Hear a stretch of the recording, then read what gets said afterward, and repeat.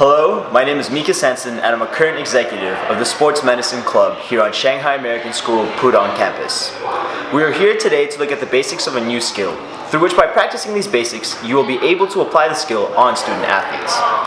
The skill that we'll be looking at today is that of the finger buddy tape job. This tape job is typically associated with finger sprains, as the finger tape job serves two main purposes. Firstly, it adds compression to the area of sprain, reducing the swelling in the area. And secondly, it provides more support and stabilization to the interphalangeal joints where the sprain has occurred. This tape job is typically used immediately following a sprain, as you want to control that swelling as much as you can. Furthermore, it can be used in a game time situation as it offers stabilization and the player can return to play. Alright, now that we've talked about when and where to use the skill, let's talk about some of the materials that you're going to need in order to complete the skill. You're only going to need two different rolls of tape. So you're going to need a 1-inch cohesive wrap and a roll of athletic tape that is spliced. So now that we have our materials, let's move on to the wrap. So in order to begin this wrap, you're going to want to get about 12 inches of your cohesive wrap. Make sure when you measure the 12 inches or about a ruler that there's no tension, it's completely relaxed. So once you get about 12 inches, tear it off and then ask for your patient to identify his sprained finger. In this case, it's going to be the index finger. And so what you're going to want to do is you're going to want to start at the tip of the finger, and then you want to make sure you're wrapping towards the inside or the medial side. And you want to cover each previous wrap by about half. Tension-wise, you don't want to put 100% tension. You don't want to leave it completely relaxed. You want to put about 50% tension on the cohesive wrap when you go around the finger.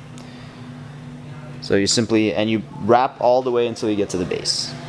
So I'm covering each previous wrap by about half and putting about 50% tension on the cohesive wrap.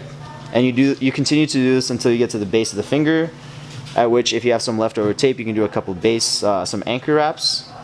And that's it for the cohesive portion.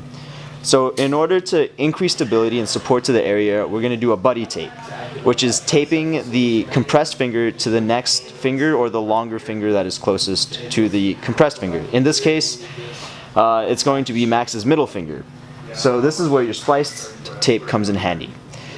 So you'll have to identify which of the interphalangeal joints are sprained, and you're going to want to put one strip of buddy tape above that joint and then one below. So you begin by getting some of your buddy tape.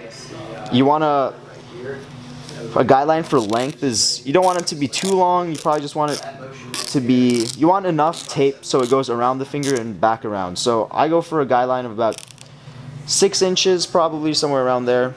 So this will be my first strip. And in this case, let's say it was Max's, this was the sprained joint. So you simply go below the joint, around the buddy finger, back up, and then anchor it at the front. Then get another strip of buddy tape.